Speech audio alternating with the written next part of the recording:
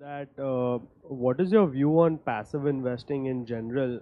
Also, it's become a lot more difficult for active fund managers to continuously outperform the index. What is it that you would like to tell the investors to continue investing in active funds in the first? Sure. So,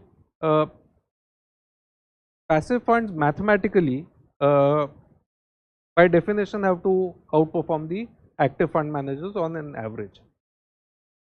So, let us say 100 is the total market cap, uh, 40 is in passive funds, 60 is in active funds. The 40 will generate the market return because they are invested across all companies in proportion to market cap. The remaining 60 will also get the market returns at an aggregate, but minus the expenses. And given that the expense ratio in active funds is higher than passive, so mathematically active funds as an aggregate will do worse than the uh, passive funds. So someone who does not want to bother about fund selection, about manager selection, about process, ideology, and who simply says I want to get equity market linked returns, for that kind of a person, passive funds make a wonderful choice. So those people should go for passive funds.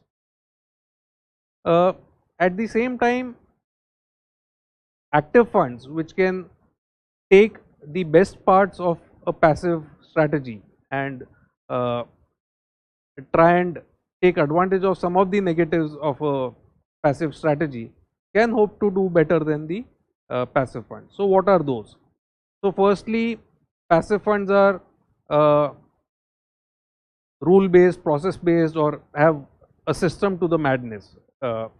Active funds should also try and reduce discretion and should try and have some kind of a approach which has clearly on a evidence basis worked well in the past and which has a logical reasoning why it should work in the future. So if those kind of techniques are adopted in active fund management, then that helps.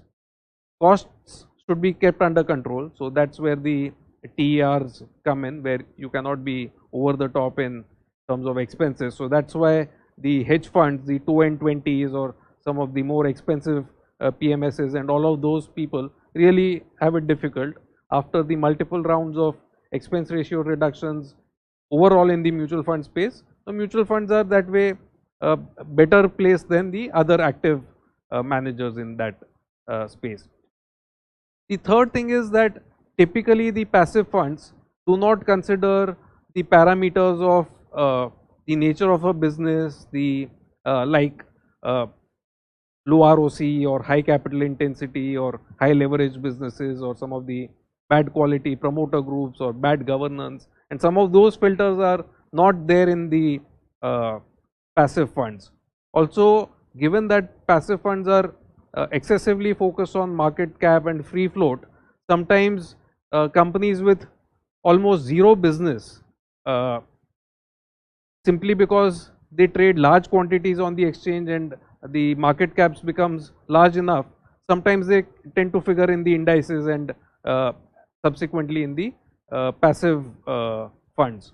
So one of the fraudulent companies in the last bull market actually came into a lot of the indices and actually became part of the passive portfolios. So active managers typically have the mechanisms to avoid such companies, or sometimes uh, very frenzied companies or very frenzied sectors become a very large portion of the indices. We have seen this in so-called new economy or tech companies in late 90s. We have seen that in 2007 with a lot of the commodity and infra and real estate kind of companies coming into indices and things like that. So some of those things can be better done by active fund. So I think for someone who does not want the hassle, passive funds are a great choice. Active managers have to be aware of this challenge and to should seek to overcome uh, the uh, shortcomings of the active space, should take some of the good practices from the passive space and try to build on it. Thank you. Mutual fund investments are subject to market risks. Read all scheme related documents carefully.